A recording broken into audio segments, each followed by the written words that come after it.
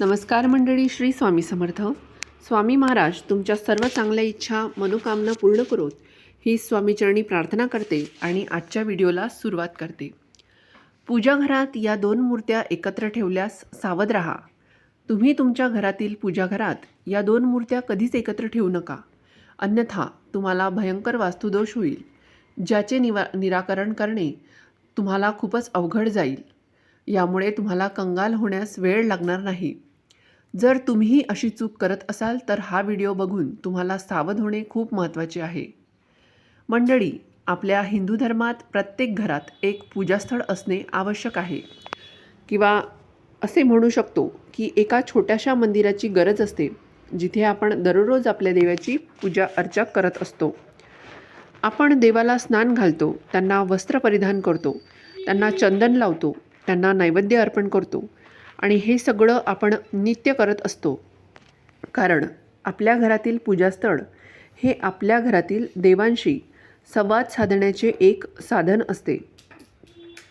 जर घरात पूजास्थळ नसेल तर आपल्या घरात कधीच सकारात्मक ऊर्जेचा संचार होणार नाही. आपल्या घरातील देवी देवतांच्या मूर्त्यांमधून आपण देवाशी संवाद साधण्याचा सरळ मार्ग निवडतो. आपण त्यांच्याशी बोलतो, त्यांची पूजा अर्चना करतो, त्यांचे ध्यान करतो आणि आपल्या इच्छांची पूर्तता होण्यासाठी त्यांच्याजवळ प्रार्थना करतो. परंतु मंडळी, बऱ्याच वेळा असे घडते की आपण पूजा केल्यानंतरही आपल्याला त्याचा पूर्ण परिणाम मिळत नाही.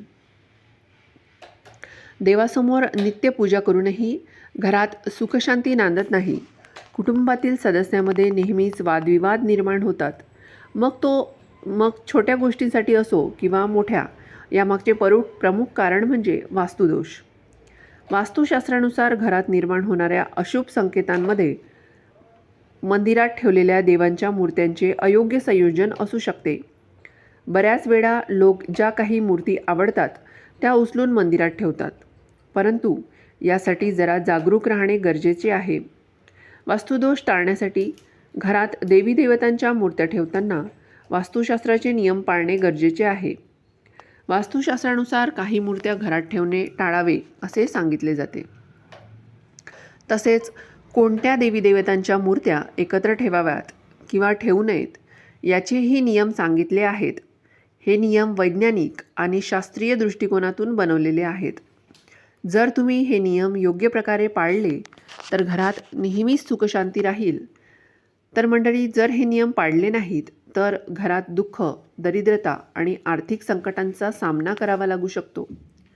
घरातील सकारात्मक ऊर्जा नाहीशी होऊन नकारात्मक ऊर्जेचा प्रभाव वाढतो.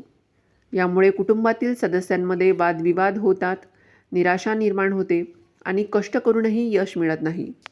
म्हणून वास्तुशास्त्रानुसार देवी देवतांच्या मूर्ती ठेवताना योग्य नियमांचे पालन करणे महत्त्वाचे आहे. तर मित्रांनो, असे होऊ नये म्हणून आपण वास्तुशास्त्राच्या दृष्टीने जाणून घेऊया की घराच्या मंदिरात नक्की कोणत्या देवी देवतांच्या मूर्त्या ठेवाव्यात आणि कोणत्या मूर्त्या कधीच ठेवू नयेत. तसेच सुखसमृद्धी मिळवण्यासाठी कोणत्या देवी देवतांच्या मूर्त्या एकमेकांच्या जवळ ठेवणे अत्यंत शुभ मानले जाते. वास्तुशास्त्रानुसार जर आपण काही विशिष्ट देवी देवतांच्या मूर्त्या आपल्या घराच्या मंदिरात योग्य पद्धतीने ठेवल्या तर त्याचे आपल्याला खूप चांगले परिणाम मिळू शकतात. पण त्याचवेळी जर काही देवी देवतांच्या मूर्त्या एकत्र ठेवल्या गेल्या तर त्याचे परिणाम अतिशय अशुभ होऊ शकते. कारण आपल्या शास्त्रामध्ये काही विशिष्ट देवी देवतांच्या मूर्त्या एकत्र ठेवण्यास मनाई केलेली आहे. त्याबद्दल माहिती घेण्यापूर्वी तुम्हा सर्वांना नम्र विनंती आहे की या व्हिडिओला एक लाईक करा, चॅनलला सबस्क्राईब करा आणि शेजारील बेल आयकॉन दाबून हा व्हिडिओ आपल्या मित्रमैत्रिणींपर्यंत शेअर करा. तसेच कमेंट बॉक्समध्ये जय महालक्ष्मी, हर हर महादेव असं नक्की लिहा. तर कोणत्या देवी देवतांच्या मूर्त्या ठेवाव्यात? सर्वप्रथम घराच्या मंदिरात गणपती बाप्पाची मूर्ती ठेवणे अत्यावश्यक आहे. जसे की तुम्हाला माहीतच आहे, गणपती बाप्पाला प्रथम पूजनीय मानले जाते आणि त्यांना विघ्नहर्ता असं देखील म्हणतात. त्यामुळे तुमच्या घराच्या पूजास्थळात गणपती बाप्पाची मूर्ती असणे खूप महत्त्वाचे आहे. पण लक्षात ठेवा, गणपतीची एकापेक्षा जास्त मूर्ती कधीच ठेवू नका. विशेषतः जर गणपतीची मूर्ती लक्ष्मी मातेच्या सोबत असेल आणि त्यांच्या डाव्या बाजूला विराजमान असेल आणि लक्ष्मी माता गणपतीच्या डाव्या बाजूला विराजमान असेल तर ती खूपच शुभ मानली जाते. अशी मूर्ती घरातील सर्व विघ्न, अडचणी, नकारात्मक ऊर्जा आणि समस्या दूर करते. दुसरी महत्त्वाची मूर्ती म्हणजे माता लक्ष्मीची मूर्ती. ही देखील पूजास्थळात असावी. लक्ष्मी माता धन आणि समृद्धीचे प्रतीक मानल्या जातात. जर तुम्हाला घरात संपत्ती आणि सुखसमृद्धी हवी असेल तर लक्ष्मी मातेची मूर्ती ठेवणे आवश्यक आहे. पण लक्षात ठेवा की लक्ष्मी मातेची एकटी मूर्ती कधीही वास्तूसाठी शुभ मानली जात नाही. त्यामुळे लक्ष्मी मातेच्या मूर्तीसोबत भगवान विष्णू यांची मूर्ती किंवा फोटोही ठेवावा. लक्ष्मी माता सदैव भगवान नारायणांच्या सोबत राहतात, कारण भगवान विष्णू हे जगाचे पालन करणारे आहे आणि लक्ष्मी मातेचे पती आहेत.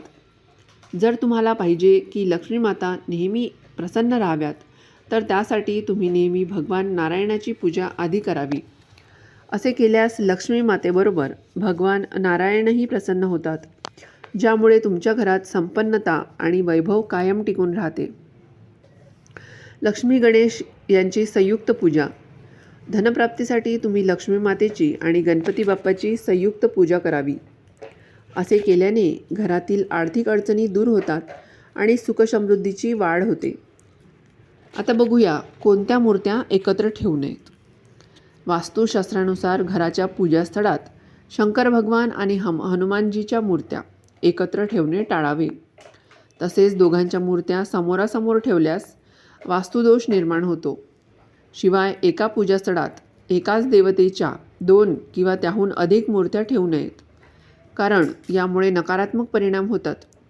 वास्तुशास्त्रानुसार योग्य मूर्त्यांची निवड आणि पूजास्थळाची रचना केल्यास घरात शांती, संपन्नता आणि सकारात्मक ऊर्जा कायम राहते.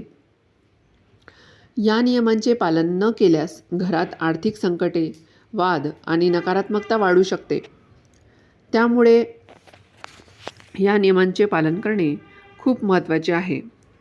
तर मंडळी, हा व्हिडिओ जर तुम्हाला आवडला असेल तर व्हिडिओला एक लाईक करा. जास्तीत जास्त लोकांपर्यंत हा व्हिडिओ शेअर करा.